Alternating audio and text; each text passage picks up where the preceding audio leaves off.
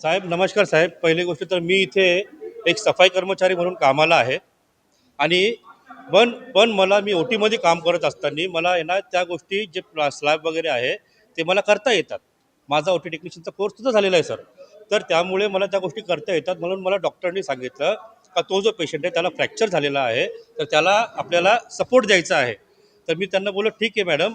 त्याच्या middle मेल्युलस fracture lateral मेल्युलसला fracture आहे ना तर आपण त्याला आहे ना जर आपण प्लास्टर दिला तर तो जॉईंटवरती प्लास्टर आपला सपोर्ट दिला तर तो हलतच राहणार मॅडम. त्यापेक्षा त्यांना सकाळी बोलवा. आपण त्यांना सकाळी त्यांचा होऊन जाईल. आपण आता जर त्यांना करायचं असेल तर आता आपल्याकडे प्लास्टर अवेलेबल नसतात. तर त्यांना आपण जर ते बाहेरनं आणून देत असतील तर आपण करून देऊया असं. ते मी फक्त यासाठी बोललो एक माणूस की एक फक्त पेशंटचा एक भला होण्यासाठी मी त्या हिशोबात बोललो होतो सर. पण 400 रुपये सर, 400 रुपये सर मी नाही मागितले सर. त्यांना माझा असा अंदाज होता का बाबा त्यांच्याकडे पण आता इथे कोण जे येतात ना त्यांच्याकडे मला माहिती का ते गरीबच असतात म्हणून ते सरकारी इथे येतात किंवा गरजू असतात ते येतात. तर मला माहिती असतो का त्यांच्याकडे पैसे नसू शकतात. मी स्वतः त्यांना मागितले नाही पैसे माझ्या हातात. मी त्यांना बोललो मी आहे ना माझा माणूस आहे ना त्याच्यासोबत जा तुम्ही.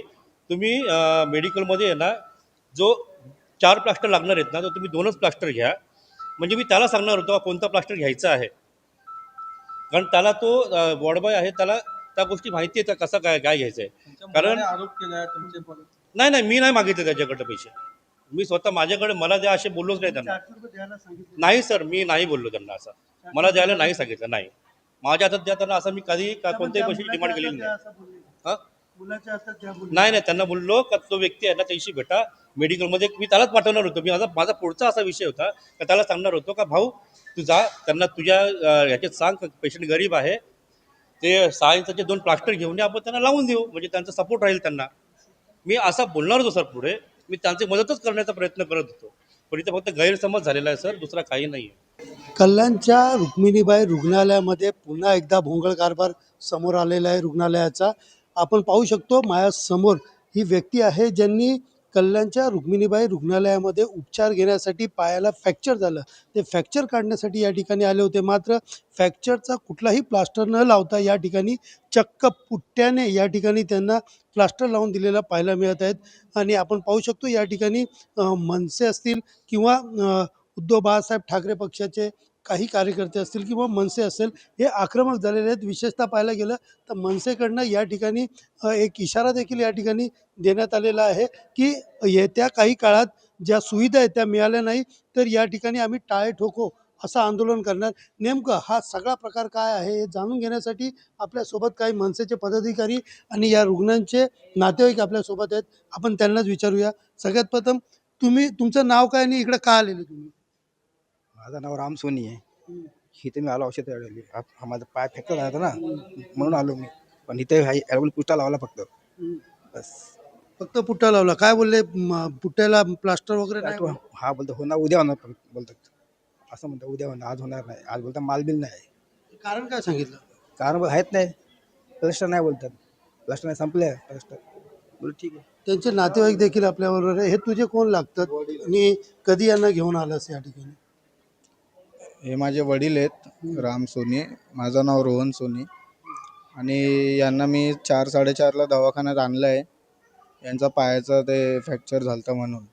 आणि इथं आल्यावरती आम्हाला म्हणजे त्या डॉक्टरांनी सांगितलं एक्सरे काढा. एक्सरे वगैरे काढले आम्ही. ते काढल्यानंतर फ्रॅक्चर माहीत पडल्यावर आम्ही इकडचे कर्मचारी आहेत तिथं आलो. 16 नंबर वॉर्डमध्ये फ्रॅक्चर ते करायला प्लास्टर. मग तिकडे बोलतात का प्लास्टर संपलेलं आहे आमच्याकडे. डॉक्टरांना पण तेच सांगितलं कर्मचाऱ्यांना की प्लास्टर संपलेलं आहे. आणि मग नंतर बोलतात का सपोर्ट लावून आम्ही देऊ शकतो. ते डॉक्टरांनी सांगितलं पण तो कर्मचारी बोलतो का सपोर्ट पण नाही लावू शकत पायाला. आणि त्यानंतर बाहेर येऊन मला कर्मचारी बोलतो 210ला बाहेर बोलतो प्लास्टर भेटतो.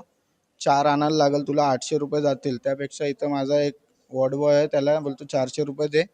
मी त्याच्याकडनं प्लास्टर मागून लावून देतो तुला पूर्ण. सध्या त्याचं प्लास्टर कसं केलं आहे तुमच्या वडिलांचं? काय नेमकं लावलं आहे त्याला आणि काय नेमकी तुमची मागणी आहे? आता काय नाही फक्त ते त्यांनी फुष्टे लावून दिलेत. त्यांना बोललेलो प्लास्टरसाठी तर ते बोलतात का आम्ही एक सपोर्ट लावून देतो. मग सपोर्ट या लोकांनी असे पुट्ट्याचे लावलेत. आणि आपण पाहिलं तर जे जखमी आहेत त्यांचे परिसरात राहणारे जे नगरसेवक आहेत ते देखील आपल्यासोबत आहेत. सर, काय सांगाल, मनसेनी या ठिकाणी जी भूमिका आता घेतलेली आहे की टाळे ठोकू, कारण गेल्या काही दिवसापासून पाहिलं तर चक्क आपण पाहिलं की डोंबिवलीच्या शास्त्रीनगरमध्ये डॉक्टरांना नगरसेवकांकडनं मारहाणीची वेळ आलेली आणि गेल्या काही दिवसापासून चर्चा रुक्मिणीबाईची देखील चर्चा सुरू झाली. मनसे म्हणून तुम्ही नगरसेवक म्हणून तुमची काय भूमिका आहे? आपण बघत असाल वारंवार रुक्मिणीबाई दवाखाना झाला, शास्त्रीनगर झाला, तिथे अनेक प्रकार घडत आहेत. डॉक्टर आता तुम्ही जसं बोलले की डॉक्टरांना मारहाण झाली, पण मारहाण झाली तर त्याच्यात मागची जी वस्तुस्थिती आहे ती पहिले बघायला पाहिजे. आज जेव्हा इथे आम्ही आलो तर कर्मचारी आणि नर्सेस हे जी उत्तरं देतात नाही, ही उद्धट उत्तरं असतात त्यांची. आम्ही स्वतः आता यांच्याबरोबर आल्यानंतर आम्हाला पण अशीच उत्तरं मिळाली की आमच्याकडे सामान नाही आहे, डॉक्टर नाही आहे, तर आम्ही करू काय?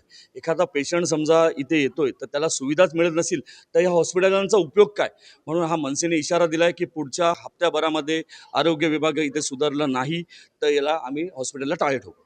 एकंदरीत पाहिलं तर या ठिकाणी आपण पाहतो की मनसैनिक जे आहेत ते आक्रमक झालेले पाहायला मिळत आहेत आणि कुठेतरी गेले काही दिवसापासून कल्याणच्या रुक्मिणीबाई रुग्णालयामध्ये अनेक प्रकार असे समोर आले. गेल्या वेळेसच एक लहान मुलाच्या आपण पाहिलं ते सुई अडकल्याची गोष्ट डोंबिवली असेल किंवा कल्याण असेल, या दोन्ही रुग्णालयामध्ये अनेक अशा प्रकार घडलेले आहेत. त्यामुळे सर्वसामान्य नागरिक या ठिकाणी उपचारासाठी येतो की त्याला या ठिकाणहून खाजगी रुग्णालयामध्ये जावं, अशा प्रकारचा प्रश्न पडला आणि आरोग्य सेवा सगळं असताना ही सुविधा आणि का देत नाही असा प्रश्न देखील या ठिकाणी मनसेकडनं उपस्थित केला जात आहे.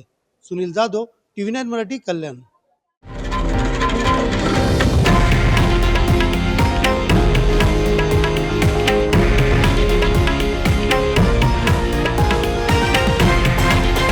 हे आहे देशातील नंबर 1 न्यूज नेटवर्क आणि आपण पाहत आहात TV9 मराठी, एकमेव.